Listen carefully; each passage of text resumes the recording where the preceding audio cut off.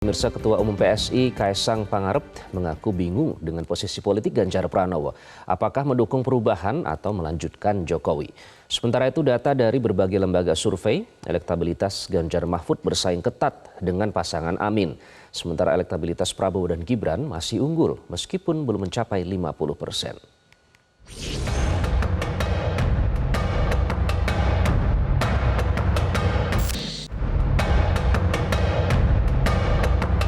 Ketua Umum Partai Solidaritas Indonesia Kaesang Pangarep membuat perbandingan posisi politik tiga pasangan Capres-Cawapres. Menurut amatan Kaesang, dalam debat perdana yang berlangsung 12 Desember lalu di KPU, maka pasangan Ganjar dan Mahfud bingung menentukan posisinya. Kaesang mengatakan Pak Anies selalu mengatakan ada yang kurang dan nanti akan diubah. Dan kalau Pak Prabowo sudah jelas akan melanjutkan. Tapi Kaesang bingung dengan Pak Ganjar.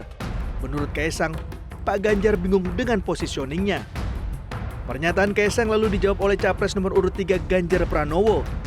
Ganjar yang sedang berkampanye di Bekasi Sabtu siang mengatakan, seorang politisi memang butuh waktu untuk belajar agar cerdas memahami gagasan. Dia katanya bingung posisinya seperti apa. Ya, memang untuk memahami ini perlu belajar dan perlu waktu. Sehingga bisa cerdas melihat persoalan dan tidak bingung. Karena politisi tidak boleh bingungan. Politisi harus bisa merespon itu dengan baik. Kita cepat dan unggul. Mas Ganjar. Ya. Posisi politik paslon memang pada akhirnya akan menentukan materi ide dan gagasan paslon dalam debat. Menurut Direktur Eksekutif Indonesia Political Opinion Deddy Kurniasyah, ide dan gagasan paslon dalam debat akan menentukan arah undecided voters.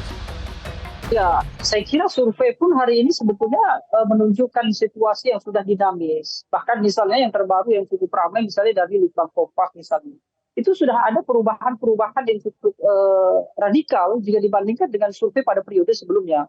Termasuk dalam catatan IPO misalnya. Bagaimana kemudian Anies Baswedan bisa melampaui elektabilitas Ganjar Pranowo yang selama ini lebih unggul.